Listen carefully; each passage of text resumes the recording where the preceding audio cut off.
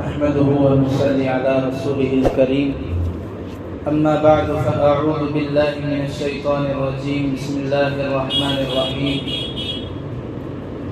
يا أيها الناس اتقوا ربكم الذي خلقكم من نفس واحدة وخلق منها زوجها وبث منهما رجالا كثيرا ونساء واتقوا الله الذي تساءلون به والأرحام إن الله كان عليكم رقيبا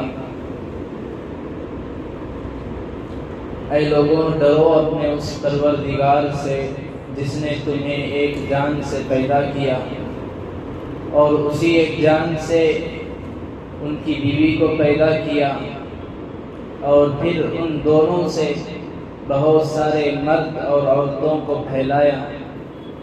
ڈرو اس اللہ سے جس کے ذریعے سے تم آپس میں ایک دوسرے سے مطالبہ کرتے ہو اور رشتہ داری اور رشتوں کی قطع رحمی سے بچو، رشتہ داروں کی حق تلفی سے بچو۔ بے شک یقیناً اللہ تعالیٰ تمہاری نگرانی کر رہا ہے۔ یہ سورہ نساء ہے، ترتیب کے اعتبار سے چوتھی صورت ہے، پارہ نمبر 4 کے آخر میں شروع ہوتی ہے۔ نساء کہتے ہیں عربی میں عورتوں کو۔ اللہ تبارک و تعالیٰ نے اس صورت کا نام جو عورتوں کے نام پر رکھا، اس کی بنیادی اور آسان وجہ وہ یہ ہے کہ انسان جس معاشرے اور سوسائٹی میں زندگی گزارتا ہے، اس معاشرے کے اچھا ہونے اور اس سوسائٹی کے اچھا ہونے میں سب سے بڑا دخل اس کے خاندان اور اس کے گھرانے کا ہے۔ ہمارا معاشرہ، ہمارے پڑوس، ہمارے گلی والے اچھے ہیں، مطلب اچھے خاندان سے تعلق رکھتے ہیں، ان کا گھرانہ اچھا ہے، اور کسی خاندان یا گھرانے کا اچھا ہونا یہ موقوف ہے کسی گھر کے بڑی عورت کے اچھے ہونے پر۔ کسی خاندان کا یا کسی گھرانے کا، کسی سوسائٹی کا، کسی معاشرے کا جب اچھے ہونے کا تذکرہ یا ان کی تعریفوں کا تذکرہ کیا جاتا ہے، مطلب اس گھر یا خاندان کے عورتیں اچھی ہیں۔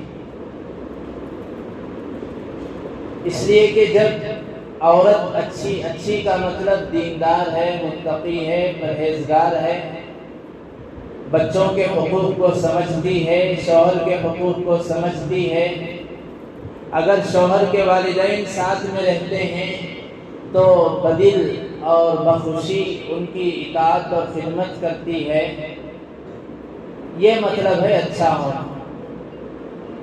ان ساری چیزوں کی وجہ سے معاشرہ اچھا ہوتا ہے، خاندان اچھا ہوتا ہے۔ اس لیے اللہ تعالیٰ نے عورت ہی کے عنوان اور بنیاد پر سورت کا نام رکھا سورۃ النساء۔ اسی وجہ سے شروع آیت ہی سے اللہ تبارک و تعالیٰ نے خاندانی مسئلوں کو، رشتہ داروں کی رشتہ داریوں کو اور ان کے حقوق کو بیان کیا۔ رشتہ داروں کو، رشتہ داروں کی رشتہ داریوں کو، ان کے حقوق کو ادا کرنے کے سلسلے میں بہت محتاط رہو، اللہ سے ڈرو۔ اگر یہ رشتہ دار ان کی رشتہ داریاں ادا کرنے، ان کے حقوق کے ادا کرنے میں تم کمی کوتاہی کرتے ہو، یہ اللہ کے پاس پوچھیں گے۔ اللہ اس سلسلے میں تمہارے سے مواخذہ کرے گا۔ تمہاری نماز، تمہارا روزہ، تمہاری تلاوت، تمہارا حج، تمہارا صدقہ خیرات، تمہارے نوافل، تمہارے تہجد، تمہارے اوابین، تمہارے چاس، اشراق، یہ ساری چیزیں حقوق اللہ میں آتی ہیں، اللہ کے حقوق ہیں۔ اس میں کچھ کمی کوتاہی ہوتی ہے اللہ تو معاف فرما دیں گے، اس لیے کہ آج جو پارہ پڑھا گیا اس میں 2 سے 3 مقامات پر خود اللہ نے ارشاد فرمایا اللہ تعالیٰ شرک کے علاوہ جن گناہ اور غلطیوں کو چاہتے ہیں سب کو معاف کر سکتے ہیں، شرک کو بغیر سچی پکی توبہ کے معاف نہیں کرتے۔ تو یہ حقوق اللہ معاف کریں گے، لیکن حقوق العباد میں اپنے رشتہ دار، بیوی، اپنے رشتہ دار بچے، اپنے رشتہ دار ماں باپ، اپنے رشتہ دار ساس سسر، اپنے رشتہ دار بھائی بہن، اپنے رشتہ دار بڑے، اپنے رشتہ دار چھوٹے، ان سب کے حقوق کے سلسلے میں اللہ سے ڈرو۔ اسی لیے احادیث میں بہت ساری فضیلتیں رشتہ داروں کے ساتھ حسن سلوک کرنے، ان کے ساتھ صلہ رحمی کرنے، ان کے ساتھ ہمدردی کرنے کے سلسلے میں بہت ساری بشارتیں، فضیلتیں بیان کی گئی۔ ایک روایت میں آتا ہے اللہ کے نبی علیہ السلام نے ارشاد فرمایا من اراد ان یبسط له فی رزقہ، جو یہ چاہتا ہے کہ اس کے رزق میں کشادگی ہو، اس کی رزق کی تنگی دور ہو، ہمیشہ اسے روزگار کی شکایت رہتی ہے، اس کا خاتمہ کرنا چاہتا ہے، وَيُنْسَأَ لَهُ فِي أَجَلِهِ، اور اپنی عمر اور زندگی میں برکت چاہتا ہے، اس کی عمر اور زندگی لمبی ہو یہ چاہتا ہے، فَلْيَصِلْ رَحِمَهُ۔ ایک تو رشتہ داروں کے حقوق ادا کرنے پر ثواب اللہ تعالیٰ کے یہاں ہے آخرت میں، دنیاوی اس کا ثواب، دنیاوی بینیفٹس اللہ کے نبی نے ذکر کیا کہ رزق میں بھی کشادگی ہوتی ہے، رزق کی شکوہ، شکایت، تنگی، روزگار کی تنگی، روزگار کے اعتبار سے جو پریشانیاں، روزگار کے اعتبار سے جو ہمیشہ مصیبتیں آتی رہتی ہیں یہ ختم ہو جائیں گی۔ رشتہ داروں کے ساتھ حسن سلوک، ان کے سکھ میں، ان کے دکھ میں، ان کے ساتھ ہمدردی، ان کی خوشی میں، ان کی غمی میں شریک ہونا، یہ صلہ رحمی، یہ حسن سلوک، یہ رشتہ داری۔ اور دوسرا فائدہ اللہ کے نبی نے ذکر کیا عمر میں برکت۔ حضرت عبداللہ ابن سلام رضی اللہ عنہ بہت بڑے صحابی رسول، اسلام لانے سے پہلے یہودی پادری تھے، یہودی عالم تھے، انہوں نے خود تورات کو پڑھ کر اللہ کے نبی علیہ السلام کی نشانیوں کو، اسلام کو سمجھ کر خود اسلام لایا۔ وہ فرماتے ہیں جب اللہ کے نبی علیہ السلام مدینہ منورہ تشریف لائے ہجرت کرنے کے بعد، سب سے پہلی آواز، سب سے پہلی بات اللہ کے نبی علیہ السلام کی جو میری کانوں میں گونجی، کانوں میں پڑی جو آواز وہ یہ تھی، اللہ کے نبی علیہ السلام نے ارشاد فرمایا یا ایھا الناس افشوا السلام، اے لوگوں سلام کو پھیلاؤ، سلام کو خوب عام کرو، جسے جانتے ہو اسے بھی سلام کرو، جسے نہیں جانتے اسے بھی سلام کرو۔ بعض روایتوں میں سلام کے آداب بیان کیے، کہیں باہر سے آنے والا اندر والے کو سلام کرے، راستے پر چلنے والا کسی بیٹھے ہوئے کو سلام کرے، پیدل چلنے والے کو سواری میں آنے والا سلام کرے، اور چھوٹے کو بڑا سلام کرے۔ اللہ کے نبی علیہ السلام نے ساری تفصیلات بیان فرمائی۔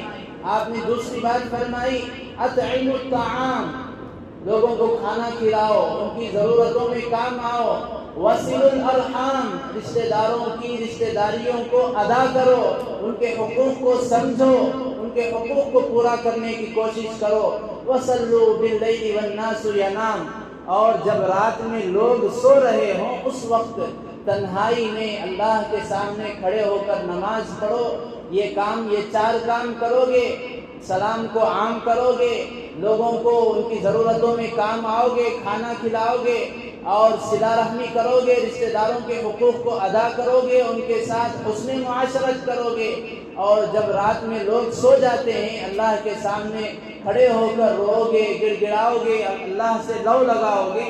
اللہ کے نبی علیہ السلام نے ارشاد فرمایا تدخل الجنت بسلام، جنت میں آسانی اور سہولت کے ساتھ داخل ہو جاؤ گے۔ الغرض یہ 2-3 احادیث مجھے اس بات کو بتانا ہے، اللہ کے نبی علیہ السلام نے بھی قرآن پاک کی طرح جگہ جگہ الگ الگ احادیث میں رشتہ داروں کی رشتہ داریوں کو بیان کیا، ان کے حقوق کو سمجھایا۔ آدمی عبادت میں پکا ہوتا ہے، نماز بھی پڑھ رہا ہے، روزہ بھی رکھ رہا ہے، حج بھی کر رہا ہے، اور چہرے پر ماشاءاللہ داڑھی بھی ہے، صوم و صلاۃ کا پابند ہے، ہاتھ میں تسبیح ہے، بغل میں مصلی ہے، سر پر ٹوپی ہے، اس کا جبہ ہے، عمامہ ہے، لنگی پہنتا ہے، سنت والا لباس ہے، سنتوں کا پابند ہے، لیکن معاملات خراب ہیں، دوسروں کے ساتھ دوسروں کے حقوق کے ادا کرنے میں کمی کوتاہی کرتا ہے، اس میں ہمیشہ 0 صفر ہے اس کا نمبر۔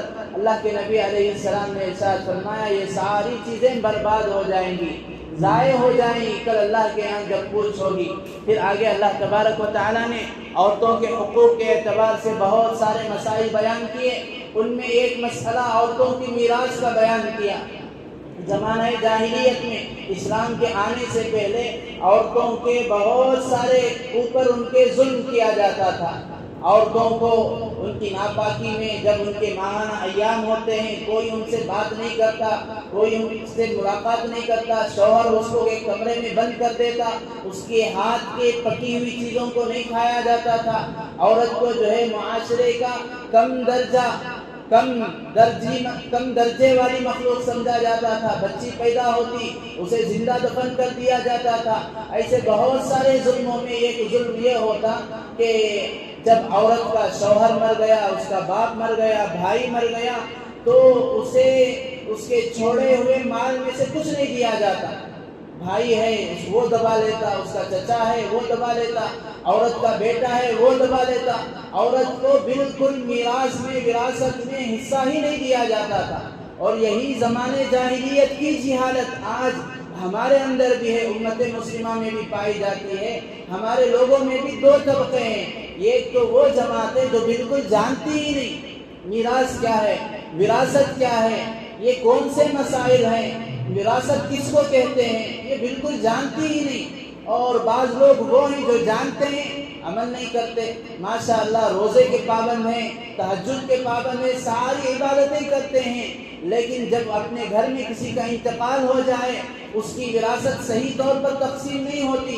اللہ کے نبی علیہ السلام نے بڑی سخت وعید بیان فرمائی، خود اسی صورت میں آگے دوسرے رکوع میں اللہ تعالیٰ نے فرمایا جو وراثت کی صحیح تقسیم نہیں کرتا، وراثت کی اہمیت کو نہیں سمجھتا، میرے جو حد باؤنڈری میں نے بنائے ہیں وراثت کے اس کو پھلانگتا ہے، اسے اہمیت نہیں دیتا، اس کے لیے ہمیشہ ہمیشہ جہنم ہے۔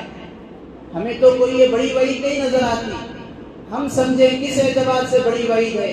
قرآن پاک میں صرف 2 یا 3 لوگوں کے گناہ، ان کے وبال اور ان کے کاموں پر ہمیشہ کے لیے جہنم کی سزا بیان کی گئی ہے۔ جیسے ایک وہ آدمی جو شرک کرتا ہے، شرک کی حالت میں مرا، شرک میں زندگی گزارا، ایک اللہ کو نہیں مانا، اس کی سزا قرآن اور حدیث میں بیان کی گئی، ہمیشہ جہنم۔ مومن ہے، ایمان والا ہے، اگرچہ کہ کتنا بڑا گنہگار کیوں نہ ہو، وہ ایک نہ ایک دن اپنے گناہوں کی سزا پا کر جہنم سے نکل کر جنت جائے گا۔ من کان فی قلبہ مثقال ذرۃ من الایمان، جس کے دل میں رائی کے دانے کے برابر بھی ایمان ہے، ایمان کا حصہ باقی ہے، اپنے گناہوں کی سزا پا کر کبھی نہ کبھی جنت جائے گا۔ لیکن اللہ تعالیٰ نے فرمایا جو ایمان والا میراث کی اہمیت کو نہیں سمجھتا، وراثت کو نہیں سمجھتا، وراثت کیا ہے اس کو نہیں سمجھتا، اللہ تعالیٰ نے فرمایا وہ ہمیشہ ہمیشہ جہنم میں جلے گا، اگرچہ ایمان والا ہے۔ اور اسی طرح آج ایک آیت پڑھی گئی وَمَن يَقْتُلْ مُؤْمِنًا مُتَعَمِّدًا فَجَزَاؤُهُ جَهَنَّمُ، جو کسی ایمان والے کو جان بوجھ کر اس کا مرڈر کرتا ہے، قتل کرتا ہے، ہاف مرڈر، فل مرڈر، کیسا بھی اس کے گھر والوں کو تکلیف دیتا ہے، اس کی بیوی کو بیوہ کر دیتا ہے، بچوں کو یتیم کرتا ہے، وہ بھی ہمیشہ جہنم میں جلے گا۔ جو میراث کو نہیں سمجھتا، وہ اس کو صحیح تقسیم نہیں کرتا، وہ بھی ہمیشہ جہنم میں جلے گا۔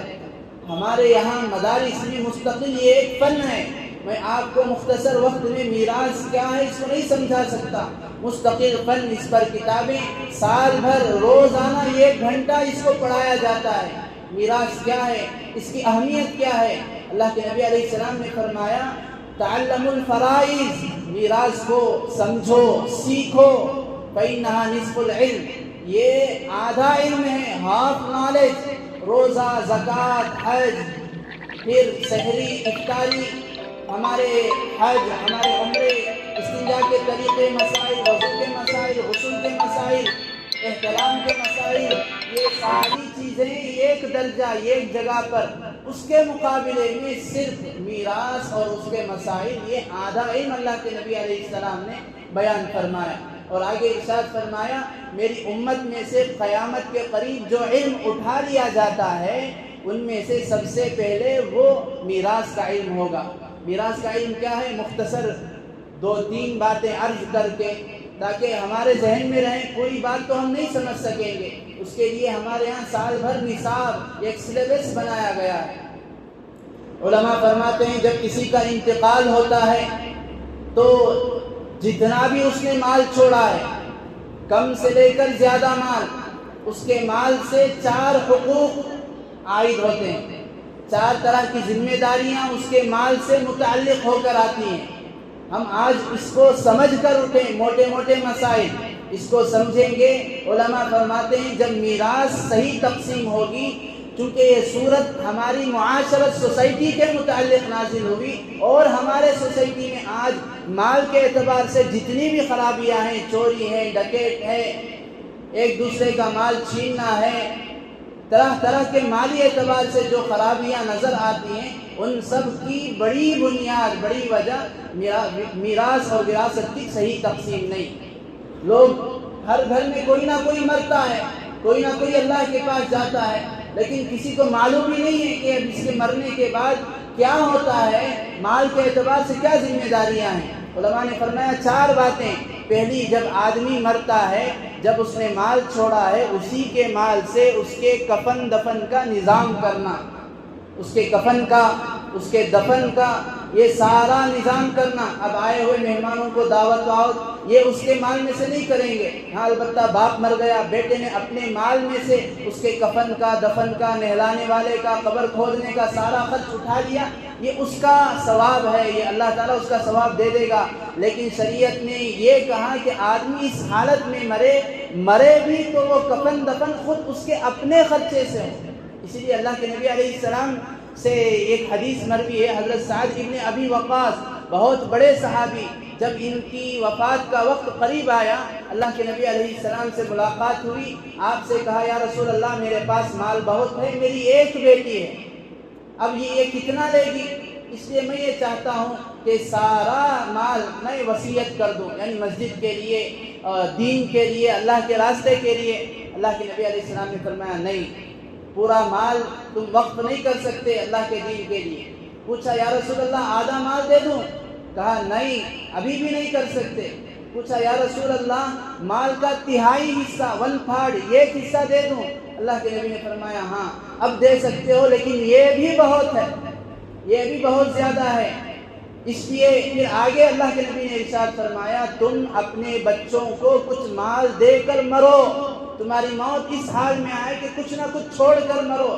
اس سے کیا معلوم ہوتا ہے؟ آدمی دنیا کمائے اللہ کے لیے، دین کے لیے۔ کیوں اللہ کے نبی نے فرمایا مال چھوڑ کر تمہاری وفات ہو؟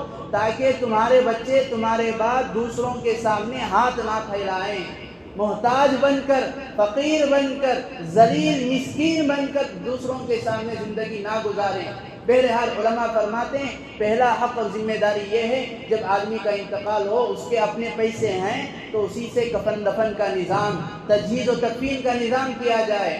دوسری ذمہ داری جو اس کا قرض ہے اس کو پورا کیا جائے، اس کا قرض پورا کرنا ضروری ہے اسی کے مال سے جو قرض کے واجب ہے۔ مثال کے طور پر یہ قرض ہوتا ہے، آدمی اس نے نکاح کیا، ہمارے معاشرے، ہمارے سوسائٹی عورتوں کے حقوق کے متعلق خود اللہ نے اس کا بھی تذکرہ کیا سورہ نساء میں۔ عورت کا نکاح ہو گیا، اس کے بچے ہو گئے، نانی بن گئی، دادی بن گئی، اس کا مہر اسے نہیں دیا جاتا۔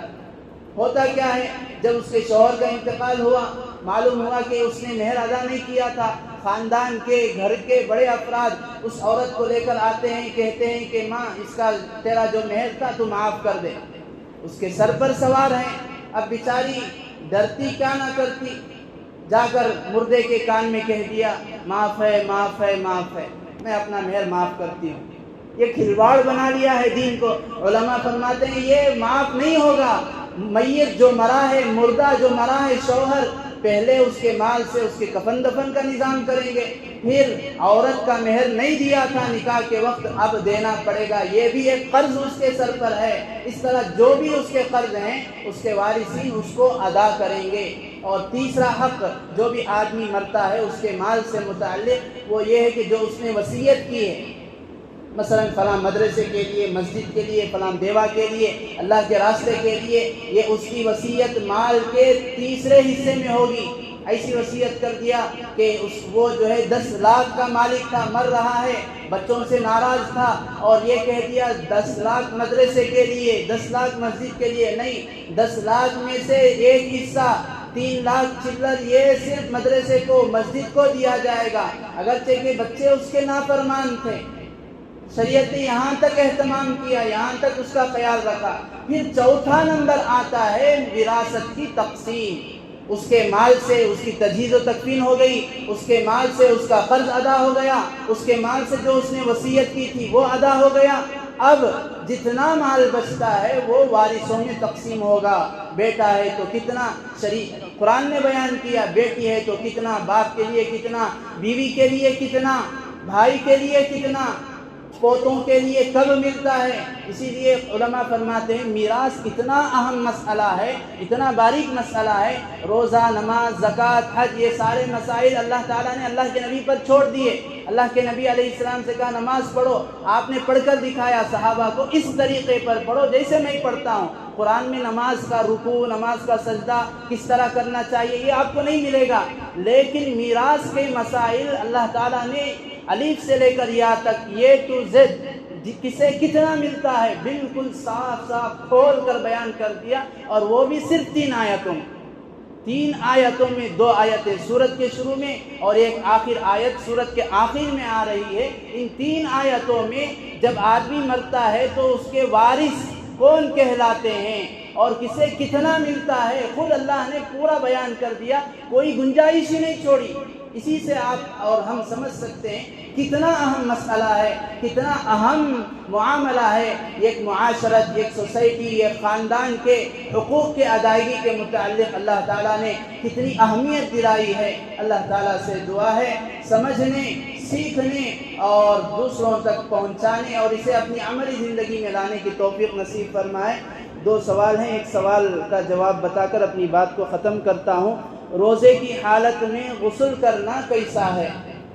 روزے کی حالت میں غسل کرنا درست ہے، ٹھیک ہے، صرف ایک چیز کا خیال رکھا جائے۔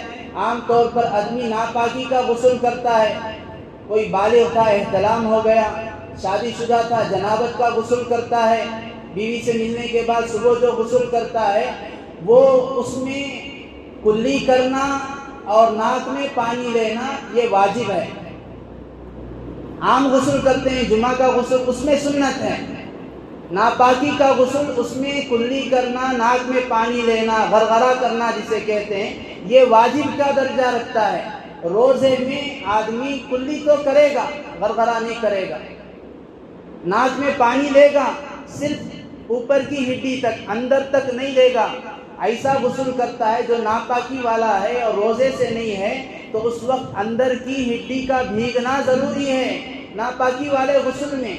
لیکن جب رمضان میں روزے کی حالت میں غسل کرتا ہے، یہ ایک چیز کا خیال رکھے گا کہ ناک میں جب پانی لے، اسی طرح وضو میں بھی ناک کی اندرونی ہڈی تک نہیں پہنچائے گا، پانی کے دماغ کو پہنچ جائے، دماغ سے حلق میں اتر جائے، اس سے روزہ مکروہ ہوتا ہے۔ اور اسی طرح کلی تو کرے گا، کلی تو فرض ہے غسل میں، وضو میں تو سنت ہے، غسل میں فرض ہے کلی تو کرے گا۔ غرغرہ کرنا یہ روزے کی حالت میں درست نہیں ہے، اس سے روزہ مکروہ ہوتا ہے۔ اللہ تعالیٰ عمل کی توفیق نصیب فرمائے۔ سبحان اللہ بحمدہ، سبحانک اللہم بحمدک، اشہد ان لا الہ الا انت، استغفرک و اتوب۔